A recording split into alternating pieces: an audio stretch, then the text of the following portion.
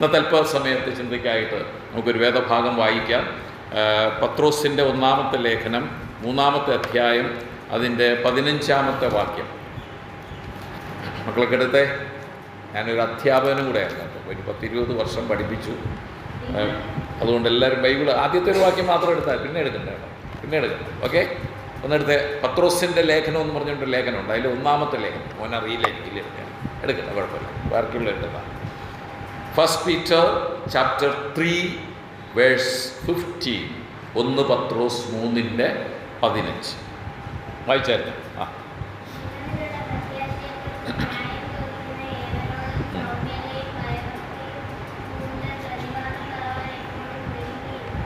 Yes, ഇതൊരു വലിയ വിഷയമാണ്. ഇത് മൊത്തമായിട്ട് ഞാനിന്ന് പറയുന്നില്ല, എൻ്റെ മുഖവുര മാത്രം പറഞ്ഞെന്ന് അവസാനിപ്പിക്കാനാണ് ഞാൻ ആഗ്രഹിക്കുന്നത്. നിങ്ങളിലുള്ള പ്രത്യാശയെക്കുറിച്ച് ന്യായം ചോദിക്കുന്ന ഏവനോടും സൗമ്യതയും ഭയഭക്തിയും കൊണ്ട് പ്രതിവാദം പറവാൻ എപ്പോഴും ഒരുങ്ങിയിരിപ്പിൻ. എപ്പോഴും ഒരുങ്ങിയിരിപ്പിൻ. ഇവിടെ ഒരു പ്രത്യേക പ്രയോഗമുണ്ട്. എല്ലാവർക്കും മനസ്സിലാകുമെന്ന് പ്രതീക്ഷിക്കുന്നു. ഞാൻ പറയുന്ന എല്ലാവരും വളരെ ലളിതമായിട്ടുള്ള കാര്യങ്ങളാണ് പറയുന്നത്. എല്ലാവരും മനസ്സിലാക്കണം. അല്പമേ പറയുമെങ്കിലും വളരെ എല്ലാവരും മനസ്സിലാക്കണം. പുറകെയിരിക്കുന്ന പ്രിയ ചേട്ടന്മാരെ, പിതാക്കളെയൊക്കെ ഓർത്ത് ദൈവത്തെ സ്തുതിക്കുന്നു. നിങ്ങൾ പറയുന്ന ഈ കാര്യങ്ങൾ വളരെ ശ്രദ്ധയോടുകൂടെ കേൾക്കുകയും ഹൃദയത്തിൽ സംഗ്രഹിക്കുകയും വേണം. അതാണ് ദൈവം നമ്മെക്കുറിച്ച്, വചനത്തെക്കുറിച്ച് പറയുന്നത്. ഈ യോവേൽ പ്രവചനം 1-ാമത്തെ അധ്യായത്തിൽ ഒരു വാക്യമുണ്ട്. വിത്തുകളൊക്കെയും കട്ടളകളുടെ അടിയിൽ കിടന്ന് അഴുകുന്നു എന്ന് പറഞ്ഞിട്ടൊരു വാക്യം, കേടാകി പോകുന്നു എന്നൊരു വാക്യം യോവേൽ പ്രവചനം. എന്താ ഈ വിത്ത് എന്ന് പറഞ്ഞാൽ? എന്താ വിത്ത്? ദൈവവചനമാണ്. ദൈവവചനമാണ് വിത്ത്, അല്ലേ? വിത്ത് വിതയ്ക്കാൻ പുറപ്പെട്ട ഒരു ഉപമ പറഞ്ഞിട്ടില്ല ഈ സൗകര്യം. വിതയ്ക്കാൻ പുറപ്പെട്ടവൻ്റെ ഉപമയിൽ വിതച്ചത് വിത്ത്, വിത്ത് ദൈവത്തിൻ്റെ വചനമെന്ന് കർത്താവ് തന്നെ പറഞ്ഞിട്ടുണ്ട്. എന്നാൽ ഇന്ന് ദൈവവചനം കേൾക്കുന്നുണ്ട്, ധാരാളം കേൾക്കുന്നുണ്ട്. പക്ഷേ അതൊക്കെ ഇങ്ങനെ കട്ടളകളുടെ ഇടയിൽ കിടന്ന് ഇങ്ങനെ കേടായി പോകുന്നത് പോലെ ആയി പോവുകയാണ്. നമ്മുടെ ഹൃദയത്തിലൊക്കെ കുറേ വാക്കുകളും വചനങ്ങളും ഒക്കെ ഉണ്ട്. പക്ഷെ അത് ജീവിതത്തിൻ്റെ പ്രായോഗിക വശങ്ങളിലെത്തി അത് ഫലവത്തായി തീരുന്നില്ല എന്നുള്ളത് ഈ നാളുകളിൽ നമ്മെക്കുറിച്ച് തന്നെ, നമ്മളെല്ലാവരും, എന്നെയും നിങ്ങളെയും കുറിച്ച് നിങ്ങൾ ചിന്തിച്ചു നോക്കണം. ദൈവമേ, ഈ കേൾക്കുന്ന വചനങ്ങളൊക്കെ എത്രത്തോളം എൻ്റെ ഹൃദയങ്ങളിൽ അത് പ്രാവർത്തികമാകുന്നു, അത് എത്രത്തോളം ഫലം കായ്ക്കുന്നു, എത്രത്തോളം അത് 30, 60, 100 മേനി കായ്ക്കണമെന്നുള്ള തരത്തിലാണ് ദൈവവചനം എഴുതി വച്ചിരിക്കുന്നതും അതൊക്കെ പ്രഘോഷിക്കപ്പെടുന്നതും. എന്നാൽ അത് നമ്മൾ കേട്ടിങ്ങനെ കളയുന്നവരായിട്ട് തീർന്നാൽ, അല്ല കേട്ടത് ഹൃദയത്തിൻ്റെ ഒരു ഭാഗത്ത് മാത്രം ഇരിക്കുന്നതായി തീർന്നാൽ വിത്ത് കിടന്നിങ്ങനെ ദോഷമായി പോകുന്നത് പോലെ ഇരിക്കും. അല്ലെങ്കിൽ പറവ കൊത്തിയെടുത്തുകൊണ്ട് പോകും. അല്ലെങ്കിൽ ഈ പാറസ്ഥലത്ത് വീണ വിത്ത് പോലെ അല്പം മുളയ്ക്കും, പിന്നെ അങ്ങ് കരിഞ്ഞു പോകും. പിന്നെ മുള്ളിൻ്റെ ഇടയിൽ വീണതാണെങ്കിൽ മുള്ളി ഞെരിക്കും. ഇല്ലെങ്കിൽ ധനത്തിൻ്റെ വഞ്ചന, ഈ ലോകത്തിൻ്റെ ചിന്തകൾ, പിന്നെ സംസാര ഭോഗങ്ങൾ, ഇതൊക്കെ കൊണ്ട് ഞെരുക്കിക്കളയുന്ന അവസ്ഥയിലാണെങ്കിൽ ഈ വചനം എത്ര തന്നെ പറഞ്ഞിട്ട് യാതൊരു പ്രയോജനമില്ല. ഉണ്ടാ ചോദിക്കും ചില ചോദ്യങ്ങളിടയ്ക്ക്, കേട്ട വല്ല ഫലമുണ്ടോ? ഇല്ല. അതുകൊണ്ട് കേൾക്കുന്നത് അല്പമായാലും നമ്മളത് ഹൃദയത്തിൽ ഗ്രഹിക്കുകയും നമ്മുടെ ജീവിതത്തിൽ ആവോളം അത് പ്രായോഗികമാക്കുവാനായിട്ട് നമ്മൾ ശ്രമിക്കുകയും ചെയ്യേണ്ടതാണ്. കുഞ്ഞുങ്ങൾ പ്രത്യേകം ശ്രദ്ധിക്കണം. ചില ചോദ്യങ്ങൾ ഉണ്ടാകും കേട്ടോ, അതുകൊണ്ട് ശ്രദ്ധിച്ചിരിക്കണേ. കുഴപ്പമില്ലല്ലോ ചോദിക്കുന്നതിൽ? ഇല്ല. ഓക്കെ. അപ്പോൾ ഇവിടെ ഒരു പ്രത്യേകമായ പദപ്രയോഗം മാത്രമാണ് ഞാനിന്ന് ഇവിടെ പറയാനായിട്ട് ഉദ്ദേശിച്ചത്. നിങ്ങളിലുള്ള പ്രത്യാശ. നിങ്ങളിലുള്ള പ്രത്യാശ. അതിനെക്കുറിച്ച് ചോദിക്കുന്നവരോട് വളരെ സൗമ്യതയും ഭയഭക്തിയും ഒക്കെ കൊണ്ട് പ്രതിവാദം പറയുവാനായിട്ട് നമ്മൾ ഒരുങ്ങിയിരിക്കണം. ഈ പ്രതിവാദം എന്ന് പറയുന്നത് എങ്ങനെ പറയണമെന്ന സൗമ്യതയും ഭയഭക്തിയും. ഈ പ്രത്യാശയെക്കുറിച്ച് ആര് ചോദിച്ചാലും, അത് പണ്ഡിതനായാലും ഏത് ദരിദ്രവാസിയായാലും, എന്ന് പറഞ്ഞാൽ വളരെ താഴ്ന്ന നിലയിൽപ്പെട്ടവരായാലും, ഈ പ്രത്യാശയെക്കുറിച്ച് ചോദിച്ചാൽ നമ്മൾ പ്രതിവാദം പറയുവാനായിട്ട്, എന്ന് പറഞ്ഞാൽ അതിന് ശരിയായ മറുപടി പറയുവാനായിട്ട്, അതിന് ശരിയായി വിവരിക്കുവാനായിട്ട് നമ്മൾ എന്ത് ചെയ്തിരിക്കണം? ഒരുങ്ങി ഇരിക്കണം എന്നുള്ളതാണ്. ഒരുങ്ങിയിരിക്കണം. കാരണം എന്താ? അതിൻ്റെ ആദ്യം വായിക്കുന്നത് ഇങ്ങനെയാണ്: ക്രിസ്തുവിനെ നിങ്ങളുടെ ഹൃദയങ്ങളിൽ കർത്താവായിട്ട് വിശുദ്ധീകരിപ്പിൻ എന്നിട്ടാണ് ഈ വാക്യം പറയുന്നത്. കർത്താവായ യേശു ക്രിസ്തുവിനെ കുറിച്ച് എവിടെയും പറയുവാൻ നമ്മൾ ഒരുക്കമുള്ളവരായിരിക്കണം. സങ്കീർത്തനം 119:46 ഇങ്ങനെ നമ്മൾ വായിക്കുന്നുണ്ടല്ലോ: ഞാൻ ലജ്ജിക്കാതെ രാജാക്കന്മാരുടെ മുമ്പിലും നിന്റെ സാക്ഷ്യങ്ങളെക്കുറിച്ച് സംസാരിക്കും. നമുക്ക് ദൈവത്തിൻ്റെ വചനം സംസാരിപ്പാൻ, ദൈവികമായ അരുളപ്പാടുകൾ പ്രസ്താവിപ്പാൻ ഇന്ന് പലർക്കും ലജ്ജയാണ്, അല്ലേ? ബൈബിള് വായിക്കാനും അതിലുള്ള കാര്യങ്ങൾ പറയുവാനും ഒക്കെ ലജ്ജയാണ്. എന്നാൽ പൗലോസ് പറയുന്നത് ഞാൻ സുവിശേഷത്തെക്കുറിച്ച് എനിക്ക് ലജ്ജയില്ല. കാരണം എന്താ? അത് വിശ്വസിക്കുന്ന ഏവനും, ആദ്യം യഹൂദനും പിന്നെ യവനനും, അത് രക്ഷയ്ക്കായി ദൈവശക്തിയാ. ഞാൻ ഈ പറയുന്നത് വെറും വാക്കുകളല്ല, ദൈവത്തിൻ്റെ ശക്തിയാണ്, ദൈവത്തിൻ്റെ ശക്തിയാണ്. അതുകൊണ്ട് ഇത് പറയാനായിട്ട് എനിക്ക് ലജ്ജയില്ല. അത് രക്ഷയ്ക്ക് കാരണമായി തീരുന്നതാണ്, രക്ഷയ്ക്ക് കാരണമായി തീരുന്നതാണ്. അതുകൊണ്ട് സുവിശേഷം പറയാനായിട്ട് നമ്മളെല്ലാവരും ഒരുക്കമുള്ളവരായിരിക്കണം. അഗ്രിപ്പാ രാജാവിൻ്റെ മുമ്പിൽ വളരെയധികം പ്രസംഗിച്ച ആളാണല്ലോ പത്രോസ്. അവരെ കൊല്ലാൻ പിടിച്ചുകൊണ്ട് നിർത്തിയപ്പോഴും സുവിശേഷം പറയാൻ പഠിച്ചില്ല. സ്തേഫാനോസ് ആ സന്നദ്ധി സംഘത്തിൻ്റെ മുമ്പാകെ, പുരോഹിതന്മാരുടെയും ശാസ്ത്രിമാരുടെയും മുമ്പാകെ ദൈവത്തിൻ്റെ വചനം ശക്തമായിട്ട് പറഞ്ഞു. അവൻ്റെ ജീവൻ ബലികഴിച്ചുകൊണ്ട് തന്നെ ആ വചനം പറഞ്ഞതായിട്ട് അറിയാം. അതുകൊണ്ട് ഈ നാളുകളിൽ നമുക്ക് കർത്താവിനെ കുറിച്ച് പറയണം. ഇന്ന് ധാരാളം കേൾക്കുന്നുണ്ട്, അത് വചനമൊന്നുമല്ല, ചുമ്മാ കുറെ പ്രോസ്പെരിറ്റി ഗോസ്പൽ എന്നൊക്കെ വേണമെങ്കിൽ പറയാം. നിങ്ങളുടെ ഇടയിൽ അത് ലഭിക്കും, മറ്റത് ലഭിക്കും, മറിച്ചത് ലഭിക്കും, ഭൗതികമായ അനുഗ്രഹങ്ങൾ പറഞ്ഞ് ജനത്തെ ആകർഷിക്കുന്ന ഒരു കൂട്ടം ഈ ഭൂമിയിലൊക്കെ ഇങ്ങനെ വർദ്ധിച്ചു വന്നുകൊണ്ടിരിക്കുമ്പോൾ സത്യസുവിശേഷം സത്യമായി സംസാരിക്കുന്ന ജനങ്ങളുടെ ആവശ്യകത ഇന്ന് വർദ്ധിച്ചുകൊണ്ടിരിക്കുകയാണ്. ആദ്യകാലങ്ങളിലൊക്കെ നമുക്കറിയാം സുവിശേഷം എത്ര മാധുര്യമായി കലർപ്പില്ലാതെ ഈ ലോകത്തോട് വിളിച്ചു പറഞ്ഞ തലമുറകൾ, പിതാക്കന്മാർ നമുക്കുണ്ടായിരുന്നു. ഇന്ന് അവരൊക്കെ മൺമറഞ്ഞുകൊണ്ടിരിക്കുകയാണ്. എന്നാൽ ഇന്ന് വരുന്ന ന്യൂ ജനറേഷൻ എന്ന് പറയുന്നത് സത്യസുവിശേഷം പറയുന്നില്ല. അവർക്ക് യേശുക്രിസ്തു എന്നുള്ള വാക്ക് പോലും ഉച്ചരിക്കുവാനായിട്ട് മടിയാണ്. എന്നാൽ പ്രിയമുള്ളവരെ, നമ്മളത് പാടില്ല. യേശുക്രിസ്തുവിനെ കുറിച്ച് എവിടെയും എപ്പോഴും പറയുവാൻ, സമയത്തും അസമയത്തും പറയുവാൻ നാം ഒരുക്കമുള്ളവരായിരിക്കണം. ഈ ഭാഗത്തേക്ക് കടന്നു വരട്ടെ. ഇവിടെ ഒരു പ്രയോഗം ഞാൻ പറഞ്ഞല്ലോ, എന്താണ്? നിങ്ങളിലുള്ള പ്രത്യാശ. ചോദ്യം ഇവിടെയാണ് തുടങ്ങുന്നത്. നിങ്ങളിലുള്ള പ്രത്യാശ എന്താ ചേട്ടന്മാരെ? നമ്മളിലുള്ള പ്രത്യാശ എന്താണ്? ഉണ്ടോ പ്രത്യാശ ഈ ഹൃദയത്തിൽ? എന്താണ് ഈ പ്രത്യാശ? ഇവിടെ പറയാം, കർത്താവ് വീണ്ടും വരും എന്നുള്ളതാണ് പ്രത്യാശ. ഇനി വേറെ എന്തെങ്കിലും പ്രത്യാശ ഉണ്ടോ മോനെ? എന്തെങ്കിലും പ്രത്യാശയുണ്ടോ ഹൃദയത്തിൽ? പഠിക്കുന്നതൊന്നും ജയിക്കണമെന്ന് ആഗ്രഹം, പ്രത്യാശയുണ്ടല്ലേ? നല്ല വലുതാവണം, പിന്നെ എന്താ, ജോലി കിട്ടണം, പിന്നെ കുറേ പ്രായമാകുമ്പോൾ കല്യാണം കഴിക്കണം, ഇതൊക്കെയല്ലേ നമ്മുടെ ആഗ്രഹം? അതൊക്കെ നമ്മുടെ പ്രതീക്ഷകളാണ്, അതൊക്കെ നമ്മുടെ പ്രതീക്ഷകളാണ്. നല്ലതാ, അതൊക്കെ വേണം. പക്ഷേ ഇവിടെ പറയുന്നത് നിങ്ങളിലുള്ള പ്രത്യാശ. ഇതെന്താ പ്രത്യാശ? നമ്മളിൽ വല്ല പ്രത്യാശയുണ്ടോ? ഉള്ളിൽ എന്തെങ്കിലും പ്രത്യാശ ഉണ്ടോ? പറയേ, ലൈവാകും. നമ്മിൽ എന്തെങ്കിലും പ്രത്യാശയുണ്ടോ? ഉണ്ട്. എന്താണ് നമ്മുടെ പ്രത്യാശ? അത് കർത്താവ് ഇവിടെ പറയുന്നുണ്ട്. തിമോഥെയോസിൻ്റെ 1-ാമത്തെ ലേഖനം 1-ാമത്തെ അധ്യായം 1-ാമത്തെ വാക്യം. എടുക്കണ്ട, എടുത്ത സമയം കളയണ്ട, ഞാൻ തന്നെ ഉദ്ധരിച്ചു പോകാം, സമയമില്ലാത്തതുകൊണ്ട്. അങ്ങനെ എടുത്തുകൊണ്ടിരുന്ന ഒരുപാട് സമയം പോകും നിങ്ങൾ വായിച്ചത്. അതുകൊണ്ട് ഞാൻ അങ്ങ് പറഞ്ഞു പോകാം. തിമോഥെയോസിൻ്റെ 1-ാം ലേഖനം 1-ാം അധ്യായം 1-ാമത്തെ വാക്യത്തിൽ ഇങ്ങനെയാണ് കാണുന്നത്: നമ്മുടെ രക്ഷിതാവായ ദൈവത്തിൻ്റെയും, അടുത്ത് ശ്രദ്ധിച്ച് കേൾക്കണം, നമ്മുടെ പ്രത്യാശയായ യേശുക്രിസ്തുവിൻ്റെയും കൽപ്പന പ്രകാരം. What is the hope of us? എന്താണ് നമ്മുടെ പ്രത്യാശ? കേട്ടില്ലേ? ഈ വായിച്ച് പറഞ്ഞത് കേട്ടില്ലേ? നമ്മുടെ പ്രത്യാശ എന്താ? കർത്താവായ യേശുക്രിസ്തുവാണ് നമ്മുടെ പ്രത്യാശ. അല്ലാതെ നമുക്കൊരു പ്രത്യാശയും ഇല്ല. കർത്താവായ യേശുക്രിസ്തുവിനെ അങ്ങോട്ട് മാറ്റിവെച്ചാൽ പിന്നെ എന്താ പ്രത്യാശ? എന്താണ് പ്രത്യാശ? അപ്പൊ നമ്മിലുള്ള പ്രത്യാശ എന്ന് പറയുന്നത് എന്താണ്? നമ്മുടെ ഉള്ളിലുള്ള പ്രത്യാശ കർത്താവായ യേശുക്രിസ്തുവാ. കർത്താവായ യേശുക്രിസ്തു നമ്മുടെ ഉള്ളിലുണ്ടെങ്കിൽ അതാണ് നമ്മുടെ പ്രത്യാശ. ഉണ്ടോ? യേശുക്രിസ്തു നമ്മുടെ ഹൃദയങ്ങളിലുണ്ടോ? ഉണ്ടെങ്കിൽ അത് നമ്മുടെ പ്രത്യാശയാണ്. ആ ഉള്ളിൽ വസിക്കുന്ന കർത്താവായ യേശുക്രിസ്തു നമ്മുടെ പ്രത്യാശ. ഇനിയുണ്ട്. കൊലോസ്യർക്കെതിരെ 1-27 വാക്യത്തിൽ നമ്മളിങ്ങനെ കാണുന്നുണ്ട്: അവരോട് ജാതികളുടെ ഇടയിൽ മർമ്മത്തിന്റെ മഹിമാധനം എന്തെന്ന് അറിയിപ്പാൻ ദൈവത്തിന് ഇഷ്ടമായി. അടുത്ത ശ്രദ്ധിക്കുക, ആ മർമ്മം മഹത്വത്തിന്റെ പ്രത്യാശയായ ക്രിസ്തു നിങ്ങളിലിരിക്കുന്നു. മഹത്വത്തിന്റെ പ്രത്യാശയായ ക്രിസ്തു നിങ്ങളിലിരിക്കുന്നു. അപ്പം മഹത്വത്തിന്റെ പ്രത്യാശ, അവൻ മഹത്വത്തിന്റെ പ്രത്യാശയാണ്. അവിടെ പറഞ്ഞല്ലോ കർത്താവ് രണ്ടാമത് വരും.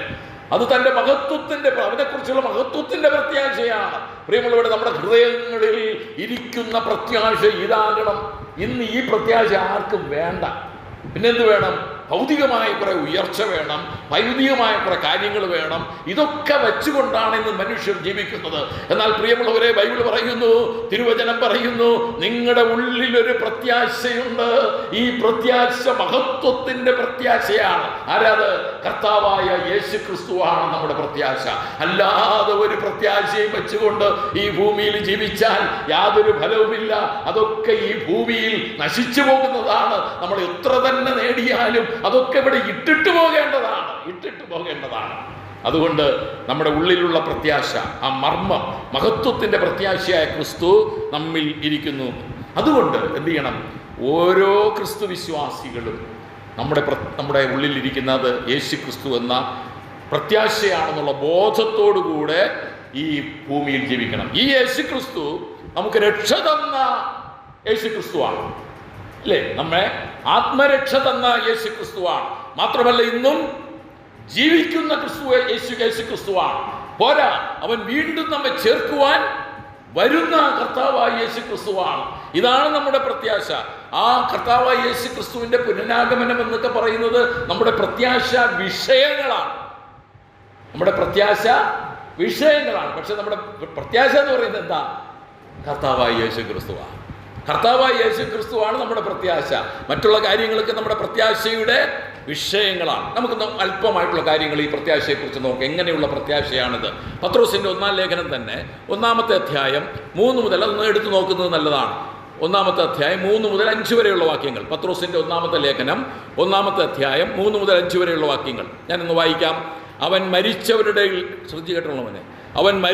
ഇടയിൽ നിന്നുള്ള യേശു ക്രിസ്തുവിൻ്റെ പുനരുത്ഥാനത്താൽ തൻ്റെ കരുണാധിക്യപ്രകാരം, അടുത്ത് ശ്രദ്ധിക്കുക, നമ്മെ ജീവനുള്ള പ്രത്യാശയ്ക്കായി അന്ത്യകാലത്ത് വെളിപ്പെടുവാൻ ഒരുങ്ങിയിരിക്കുന്ന രക്ഷയ്ക്ക് വിശ്വാസത്താൽ ദൈവശക്തിയിൽ കാക്കപ്പെടുന്ന നിങ്ങൾക്ക് വേണ്ടി സ്വർഗത്തിൽ സൂക്ഷിച്ചിരിക്കുന്നതും ക്ഷയം, മാലിന്യം, വാട്ടം എന്നിവയില്ലാത്തതുമായ അവകാശത്തിനായി തന്നെ വീണ്ടും ജനിപ്പിച്ചിരിക്കുന്നു.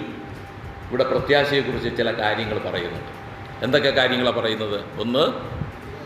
ഒന്ന് ജീവനുള്ള പ്രത്യാശ എന്ന് പറഞ്ഞാൽ ലിവിങ് ഹോപ്പ്, എന്നെന്നും ചൈതന്യമായിരിക്കുന്ന ഈ പ്രത്യാശ ഒരിക്കലും അറ്റുപോകാനായിട്ട് പാടില്ല. ഈ പ്രത്യാശയ്ക്ക് ഒരു കുഴപ്പവും സംഭവിക്കാനായിട്ട് പാടില്ല. കാരണം എന്താണിത്? ജീവനുള്ള പ്രത്യാശയാണ്, ലിവിങ് ഹോപ്പാണ്. ഇനി രണ്ടാമത് ഈ പ്രത്യാശയുടെ പ്രത്യേകത എന്താ? അന്ത്യകാലത്ത് വെളിപ്പെടുവാൻ ഒരുങ്ങിയിരിക്കുന്ന രക്ഷയാണ് ഈ പ്രത്യാശ. ഇനിയൊരു രക്ഷ നമുക്കുണ്ടല്ലേ? നമ്മൾ രക്ഷിക്കപ്പെട്ടവരാ, പക്ഷെ ഇനിയൊരു രക്ഷയുണ്ട്. അതെന്ത് രക്ഷയാ?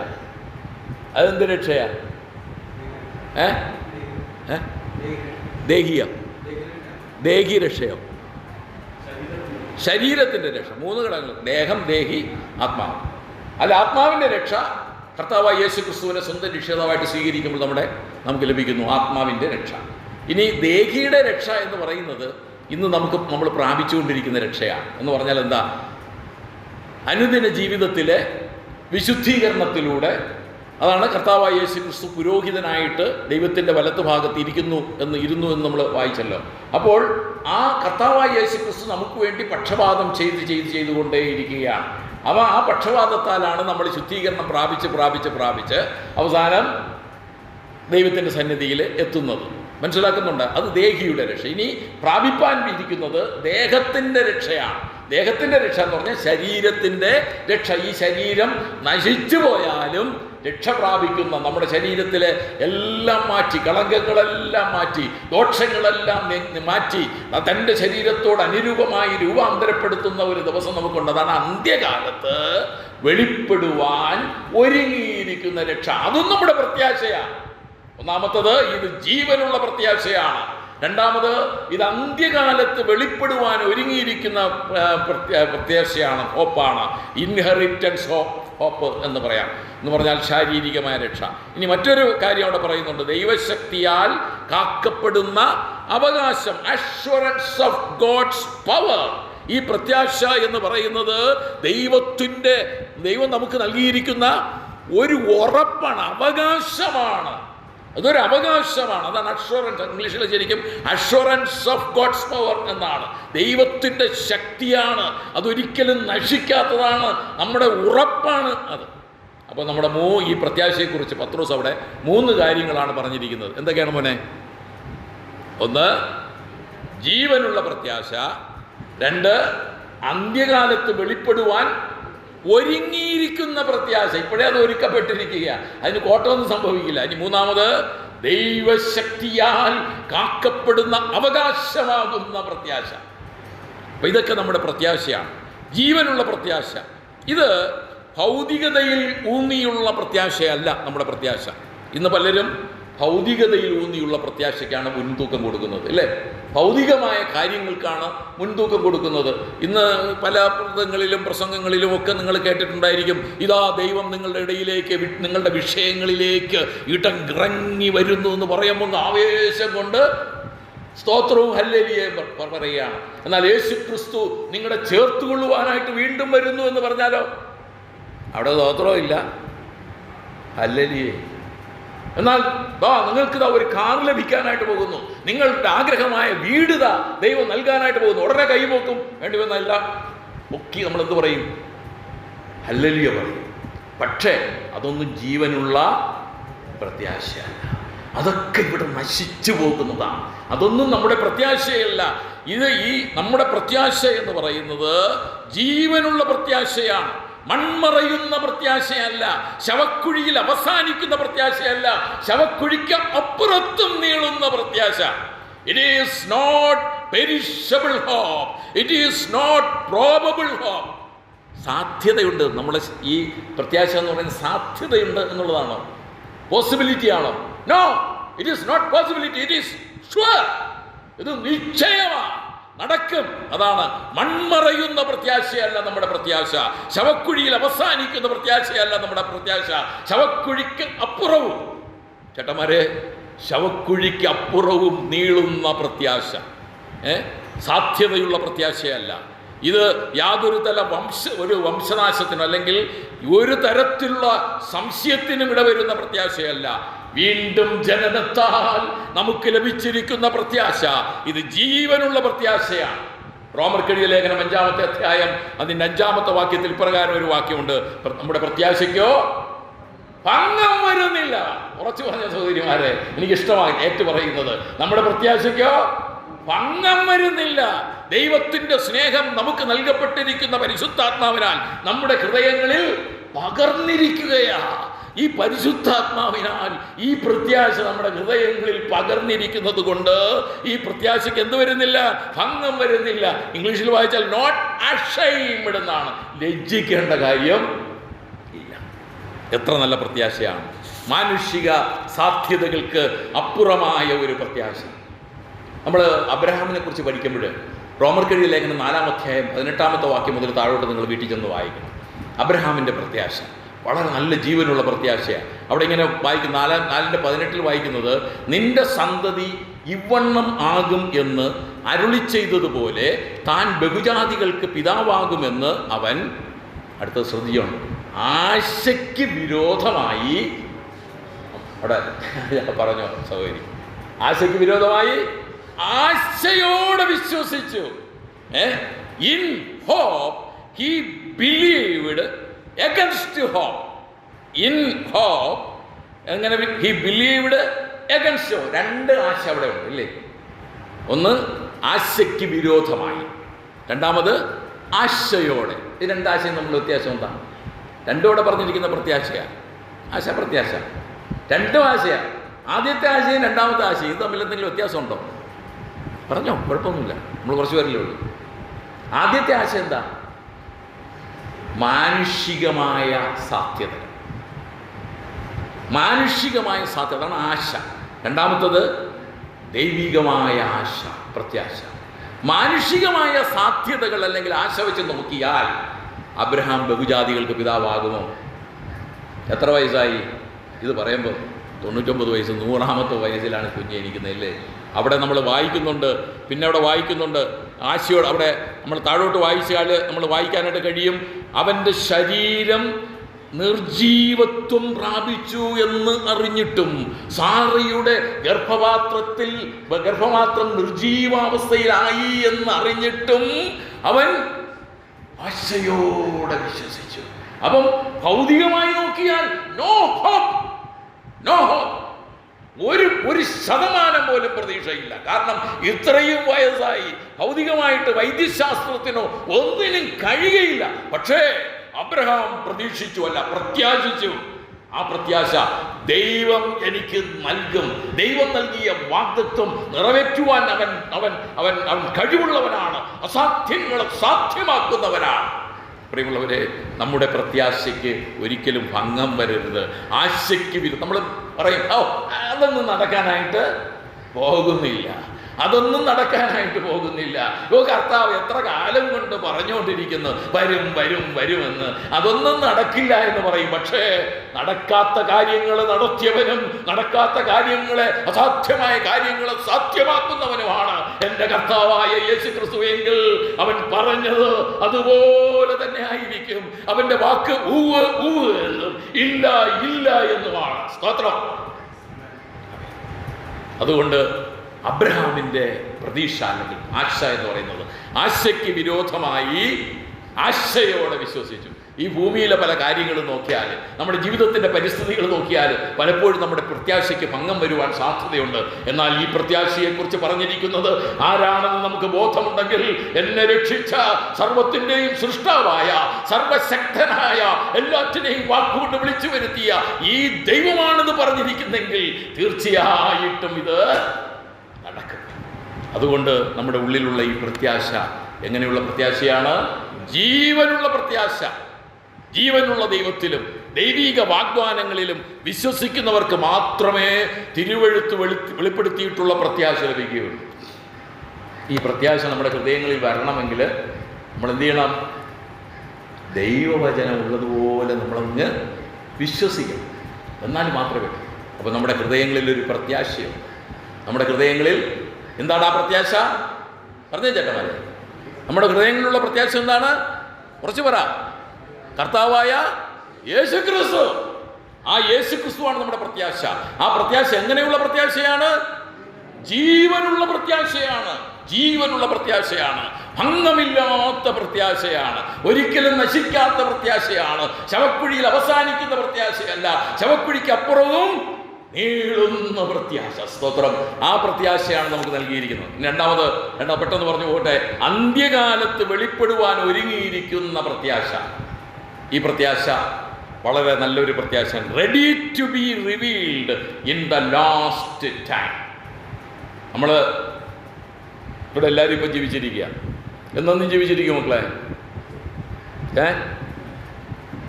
എപ്പം പോകുമെന്ന് നമുക്കറിയാൻ പറ്റില്ല അല്ലേ? പ്രായ വ്യത്യാസം ഉണ്ടോ? എത്രാമത്തെ വയസ്സിൽ മരിക്കും? എത്രാമത്തെ വയസ്സിൽ മരിക്കും? മരണം നിശ്ചയമാണ്, പക്ഷെ സമയം നിശ്ചയം. ഇന്നിപ്പോൾ ഞാനിവിടെ നിന്ന് പ്രസംഗിച്ചുകൊണ്ടിരിക്കുന്നു, വീട്ടിൽ എത്തുമോ ആർക്കറിയാം? ഉറപ്പുണ്ടോ? ഉറപ്പില്ല, പക്ഷേ എനിക്കൊരു ഉറപ്പുണ്ട്.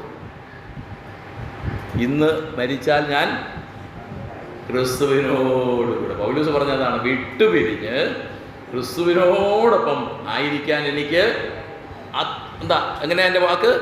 എനിക്ക് അതിയായ കാംക്ഷയുണ്ട്. എനിക്ക് വലിയ കാംക്ഷയുണ്ട്.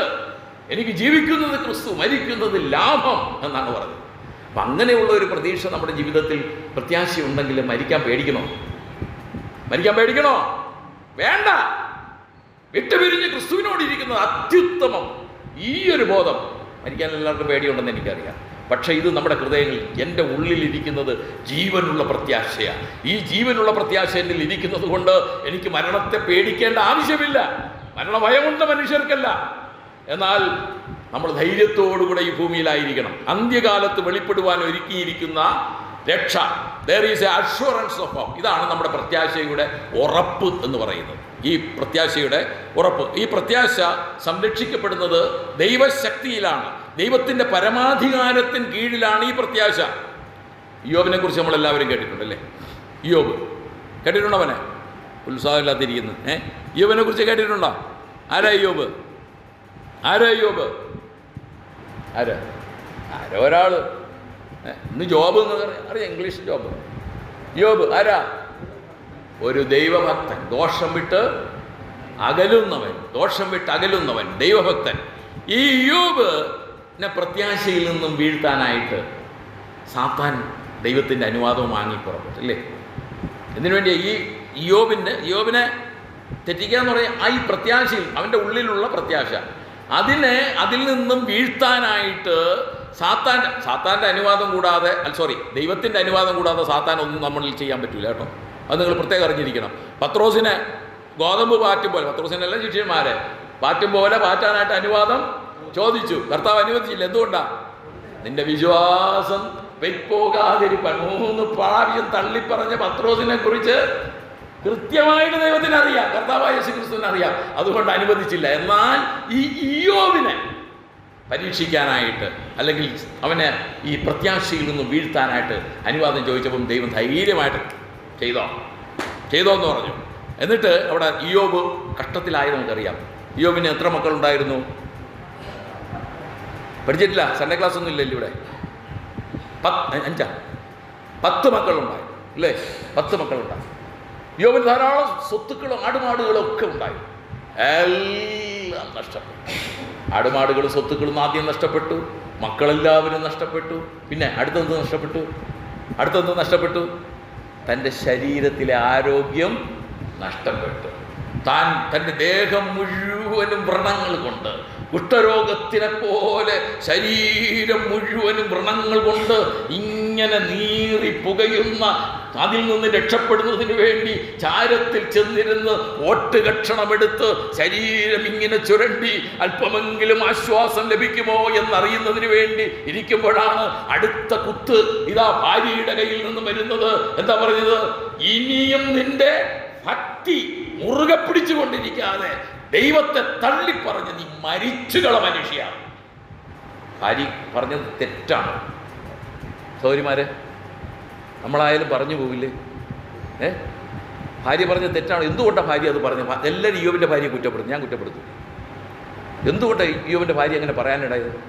യോബിനോടുള്ള സ്നേഹം കൊണ്ടാണ്. എന്ന് പറഞ്ഞാൽ എന്താ? അത് കണ്ടുകൊണ്ടിരിക്കുവാനായിട്ട് ഈ ഭാര്യയ്ക്ക് കഴിയുന്നില്ല.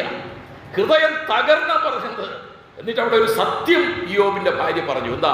നിന്റെ ഭക്തി മുറുകെ. അയ്യോ, ഇതുപോലെ ഭക്തിയുള്ള ഒരു മനുഷ്യൻ ലോകത്തിലില്ല. അതാര് സമ്മതിച്ചു? തൻ്റെ ഭാര്യ സമ്മതിച്ചുകൊണ്ടാണ് പറഞ്ഞത്, നിന്റെ ഭക്തി നീ മുറുകെ പിടിച്ചു കൊള്ളാതെ നീ ഈ ദൈവത്തെ തള്ളിപ്പറഞ്ഞ് മരിച്ചു കളഞ്ഞു. യോബ് എന്താ പറഞ്ഞത്? 13:15. നീ പൊട്ടിയെ പോലെ സംസാരിക്കുന്നതെന്ന് ചോദിച്ചു. ദൈവം ഈ യോബിന് എന്തുകൊണ്ടാണ്? യോബ് ഇതെല്ലാം നഷ്ടപ്പെട്ടപ്പോൾ ഒരു കാര്യം പറഞ്ഞു. എന്താ? ദൈവം തന്നു, ദൈവം എടുത്തു, അവൻ്റെ നാമം പറയൂ മക്കളെ, പറയൂ സഹോദരിമാരെ. ഇങ്ങനെ ഉണ്ടായ ഒരു കൊച്ച് നഷ്ടപ്പെട്ടാൽ, ഒരു രോഗം വന്നാൽ നമുക്കറിയാം നമ്മുടെ മനസ്സിൻ്റെ ദുഃഖവും. അയ്യോ ദൈവമേ, എന്തിനാ ദൈവമേ ഞാൻ ഇത്ര ഭക്തിയോട് ജീവിച്ചിട്ട് എന്നോട് ചെയ്തതെന്ന് ചോദിച്ച് ദൈവത്തെ പ്രാകാൻ മടിക്കാത്തവരാണ് നമ്മളെന്നാണ് ഞാൻ പറഞ്ഞ് വിശ്വസിക്കുന്നത്, അല്ലേ? പക്ഷേ യോബിന് എന്തുകൊണ്ട് അങ്ങനെ പറയാനായിട്ട് കഴിഞ്ഞു? യഹോവ തന്നു, യഹോവ എടുത്തു, അവൻ്റെ നാമം വാഴ്ത്തപ്പെടുമാറാകും. എന്തുകൊണ്ട് യോബിന് അങ്ങനെ പറയാൻ കഴിഞ്ഞു? ആ ബോധമുണ്ടായിരുന്നു. ഇത് എൻ്റേതല്ല, ഈ സ്വത്തുക്കളൊന്നും എൻ്റേതല്ല, ഈ വീടൊന്നും എൻ്റേതല്ല, ഇതെല്ലാം ദൈവത്തിൻ്റെതാണ്. ദൈവം നൽകാതെ ഒന്നും എൻ്റെ ജീവിതത്തിലില്ല. ആ ഒരു ബോധം തന്നെ എപ്പോഴും ഭരിച്ചിരുന്നു. നമ്മൾ എൻ്റെ എൻ്റെ എൻ്റെ എന്ന് പറഞ്ഞ് മുറുകെ പിടിച്ചിരിക്കുന്നതൊന്നും നമ്മുടേതല്ല എന്നുള്ള ആ ഒരു ബോധമുണ്ടെങ്കിൽ അതിന് തർക്കവും മണ്ണുമാന്തലും മറ്റു പരിപാടികളൊന്നും ഈ ലോകത്തിൽ നടക്കുകയില്ല. ഇത് ദൈവത്തിൻ്റെതാണ്. ഈ ആരോഗ്യം പോലും, ഈ ആയുസ് പോലും ദൈവമൊന്ന് ഞൊടിച്ച് വിളിച്ചാൽ മോനെ നമ്മൾ പോയേ പറ്റൂ. ദൈവം എടുത്താൽ അത് കൊണ്ടുപോകരുതെന്ന് പറയുവാനുള്ള അവകാശം നമുക്കില്ല. അതുകൊണ്ട് ഇയ്യോബിനൊരു ബോധമുണ്ടായിരുന്നു. എന്താ ബോധം? ഇതെല്ലാം ദൈവത്തിൻ്റെതാണ്. എത്ര സ്വത്ത് വർദ്ധിച്ചപ്പോഴും അയ്യോ ഇതൊന്നും എൻ്റേതല്ല, ഇത് ദൈവത്തിൻ്റെതാണ്. മക്കൾ ഓരോന്നിങ്ങനെ ജനിക്കുമ്പോഴും, 1 ജനിക്കുമ്പോൾ, 2 ജനിച്ചപ്പോൾ, 3 ജനിച്ചപ്പോൾ, 4 ജനിച്ചപ്പോൾ, 10ാമത് ജനിച്ചപ്പോഴും ഈ മക്കളൊന്നും എൻ്റേതല്ല, ഇതെല്ലാം ദൈവത്തിൻ്റെതാണ്. അല്പകാലത്തേക്ക് എനിക്ക് നൽകിയിരിക്കുന്നു. ഈ ബോധം ഉള്ളത് കൊണ്ടാണ് ഇയ്യോബിന് പറയാൻ പറ്റിയത്, യഹോവ തന്നു, യഹോവ എടുത്തു, അവൻ്റെ നാമം. നമുക്ക് നഷ്ടങ്ങളും കഷ്ടങ്ങളും വരുമ്പോൾ നമുക്ക് വലിയ ദുഃഖമാണ്. ദുഃഖം ഉണ്ടാകും, കുഴപ്പമൊന്നുമില്ല. പക്ഷേ ഈ ബോധം നമുക്ക് വേണം. ഇതൊന്നും എൻ്റേത് അല്ല, ഇതൊന്നും എൻ്റേതല്ല. ദൈവമേ അങ്ങയുടേതാണ്. മക്കൾ തരുമ്പോഴും പറയണം അങ്ങയുടേതാണ്. ഞാൻ ഈ പുസ്തകത്തിൽ എഴുതിയിട്ടുണ്ട്, ഹന്നയ്ക്ക് നമ്മളെ ശമൂവേൽ പ്രവാചകനെ കൊടുത്തപ്പോൾ നേർന്ന് ലഭിച്ചതാണ്. ആ ഹന്നയെ കൊണ്ട് ആ ഏലി പുരോഹിതന്റെ മുമ്പെ കൊണ്ട് നിർത്തിയിട്ട് പറഞ്ഞൊരു വാചകമുണ്ട്, ഞാൻ ഈ മകനു വേണ്ടിയാണ് പ്രാർത്ഥിച്ചത്. അന്ന് ഇവിടെ വന്നിരുന്നു പുലമ്പി എന്നെ മദ്യപാനി എന്ന് വിളിച്ചില്ലേ പുരോഹിത, പക്ഷേ ഞാനന്ന് പ്രാർത്ഥിച്ചത് ഈ മകന് വേണ്ടിയാണ്. ഇതാ ഈ മകൻ ദൈവത്തിനായിട്ട് സമർപ്പിക്കപ്പെട്ടിരിക്കുന്നു. എന്നിട്ട് പാട്ടും പാടി സ്തുതിച്ചുകൊണ്ടാണ് പോയത്. പ്രിയമുള്ളവർ, നമുക്ക് നൽകുന്ന എല്ലാ ദാനങ്ങളും, എല്ലാ സമ്പത്തായാലും കഷ്ടതയായാലും നെടുവീർപ്പായാലും എല്ലാം ദൈവം നൽകുന്നു എന്നുള്ള ബോധം നമ്മെ ഭരിച്ചാൽ നഷ്ടങ്ങളിലും കഷ്ടങ്ങളിലും പാടുവാനായിട്ട് കഴിയും. അഷ്ടമതിൽ കൊണ്ടാടുവാൻ, നമുക്ക് പാട്ട് പാടുവാൻ കഴിയും. ഇയ്യോബ് പറഞ്ഞു ഇതെല്ലാം ദൈവം തന്നതാണ്. മാത്രമല്ല 13:15 അവനെന്നെ, ഇയ്യോബിന്റെ പ്രത്യാശയാണ്, അവനെന്നെ കൊന്നാലും ഞാൻ അവനായി കാത്തിരിക്കും. അവനെന്നെ കൊന്നാലും ഞാൻ അവനായി കാത്തിരിക്കും. ഞാൻ എൻ്റെ നടപ്പ് അവൻ്റെ മുമ്പാകെ തെളിയിക്കും. എനിക്ക് എത്ര കഷ്ടങ്ങൾ വന്നാലും നഷ്ടങ്ങൾ വന്നാലും എനിക്കൊരു പ്രത്യാശ മാത്രമേ ഉള്ളൂ. അത് ജീവിക്കുന്ന പ്രത്യാശയാണ്, അത് ജീവനുള്ള പ്രത്യാശയാണ്. അവനായിട്ട് ഞാൻ കാത്തിരിക്കും. Though he slay me, I will hope in him, yet I will argue my ways in his ways. അവൻ്റെ മുമ്പാകെ ഞാൻ എൻ്റെ നടപ്പ് തെളിയിക്കും. അവൻ്റെ മുമ്പാകെ ഞാൻ എൻ്റെ നടപ്പ് തെളിയിക്കും. എന്നിട്ട് 15-25-26 വാക്യങ്ങൾ പറയുന്നു, എന്നെ വീണ്ടെടുക്കുന്നവൻ ജീവിച്ചിരിക്കുന്നു. വാക്യങ്ങൾ അറിയില്ലേ? എന്നെ വീണ്ടെടുക്കുന്നവൻ ജീവിച്ചിരിക്കുന്നു എന്നും അവനൊടുവിൽ പൊടിമേൽ നിൽക്കുമെന്നും ഞാൻ അറിയുന്നു. എൻ്റെ ത്വക്കിങ്ങനെ നശിച്ച ശേഷം, അടുത്ത പറഞ്ഞ എല്ലാവരും കൂടെ ചേർന്ന്, ദേഹസഹിതനായി ഞാൻ അവനെ കാണും. അടുത്തത്, അന്യനല്ല സ്വന്തം കണ്ണ് തന്നെ കാണും. സാത്താൻ എന്തിനു വേണ്ടി ഇറങ്ങി പുറപ്പെട്ടത് മക്കളെ? ഇയ്യോബിൻ്റെ പ്രത്യാശയെ ഇല്ലാതാക്കാൻ, ഇയ്യോബിനെ ദൈവത്തിൽ നിന്ന് ഇല്ലാതാക്കാൻ, ദൈവത്തിൽ നിന്ന് അകറ്റാൻ കഴിഞ്ഞോ? കഴിഞ്ഞില്ല. ഇതാണ് വെളിപ്പെടുന്ന പ്രത്യാശ, അന്ത്യകാലത്ത് വെളിപ്പെടുന്ന പ്രത്യാശ. ഇതായിരുന്നു ഇയ്യോബിനുണ്ടായിരുന്ന പ്രത്യാശയുടെ ഉറപ്പ്. ഏതൊരു ദൈവ പൈതലിൻ്റെയും ഹൃദയത്തിൽ കർത്താവായി യേശു ക്രിസ്തു വസിക്കുന്നുവെങ്കിൽ ഈ പ്രത്യാശ, ഇത്തരത്തിലുള്ള പ്രത്യാശ ഉണ്ടാകേണ്ടത് ആവശ്യമാണ്. യോഹന്നാന്റെ 1-ാമത്തെ ലേഖനം 3-ാമത്തെ അധ്യായം 2-3 വാക്യങ്ങൾ നമുക്ക് എല്ലാവർക്കും അറിയാം. പ്രിയമുള്ളവരെ, നാം ഇപ്പോൾ ദൈവമക്കളാകുന്നു. ആണല്ലോ? ആണോ?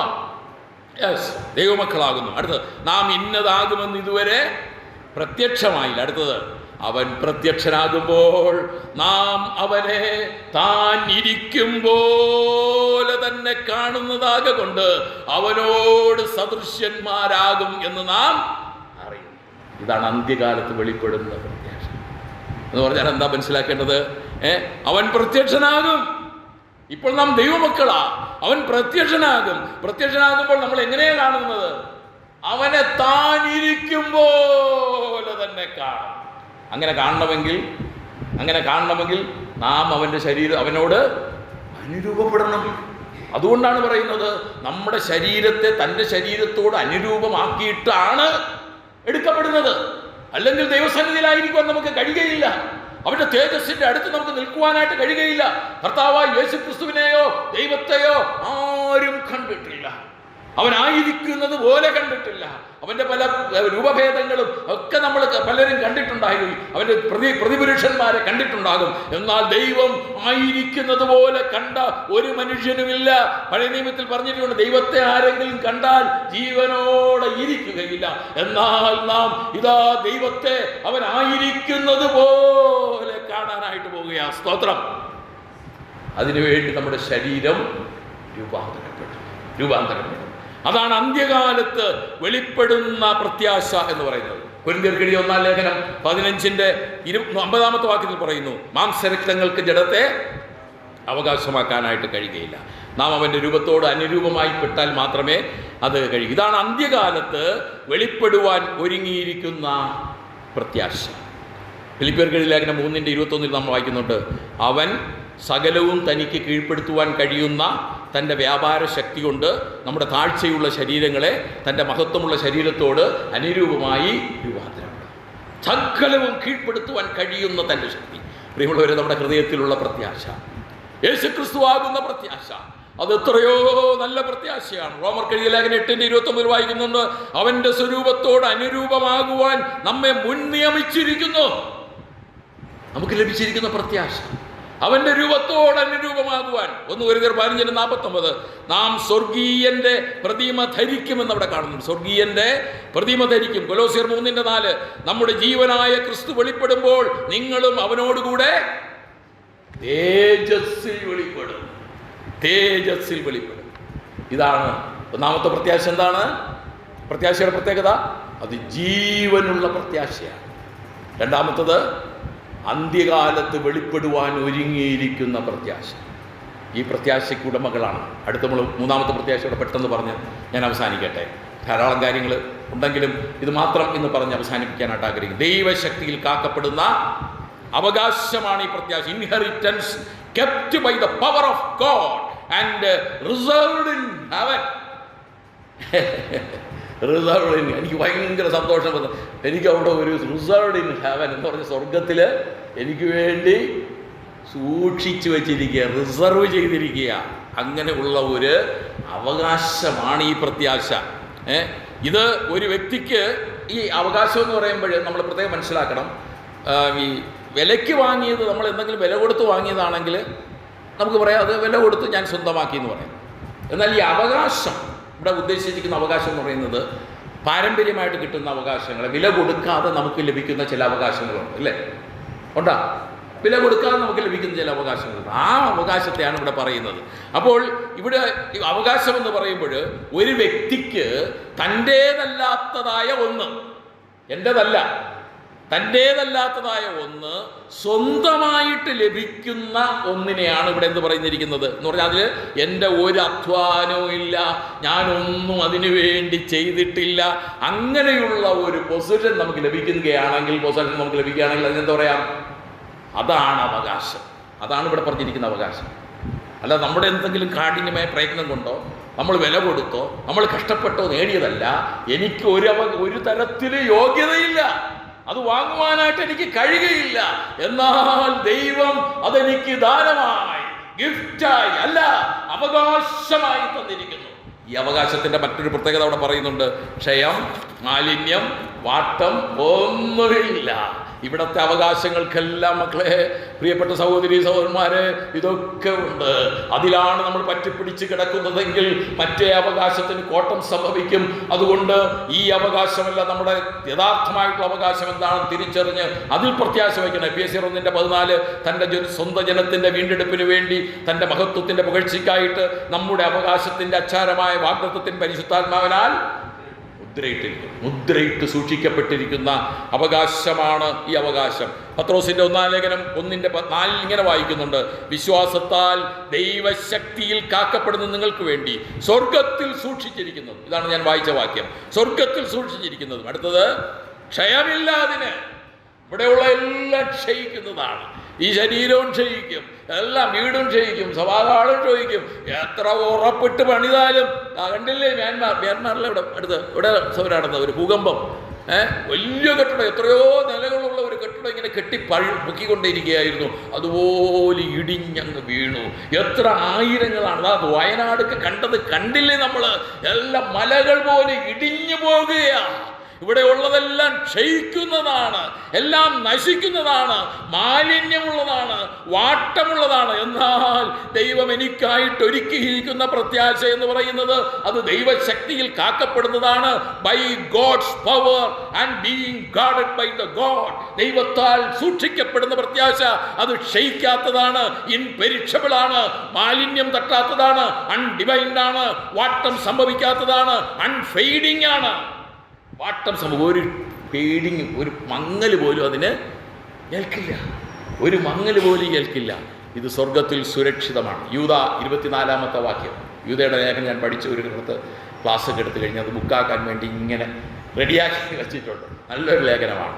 24-ാമത്തെ വാക്യത്തിൽ ഇങ്ങനെയാണ്: വീഴാതെ വണ്ണം നിങ്ങളെ സൂക്ഷിച്ച് തൻ്റെ മഹിമാസന്നിധിയിൽ കളങ്കമില്ലാത്തവരായി ആനന്ദത്തോടെ നിർത്തുവാൻ ശക്തിയുള്ളവന് എന്നേക്കും മഹത്വവും ബലവും തേജസ്സും ഉണ്ടാകട്ടെ. ആമേൻ എന്ന് പറഞ്ഞാണ് യൂദയുടെ ലേഖനം അവസാനിപ്പിക്കുന്നത്. അവൻ വീഴാതെ വണ്ണം സൂക്ഷിച്ച് തൻ്റെ മഹിമാസന്നിധിയിൽ കളങ്കമില്ലാത്തവരായി നിർത്തുമെന്ന് മാത്രമല്ല, ആനന്ദത്തോടെ നിർത്തുവാൻ ശക്തിയുള്ളവൻ.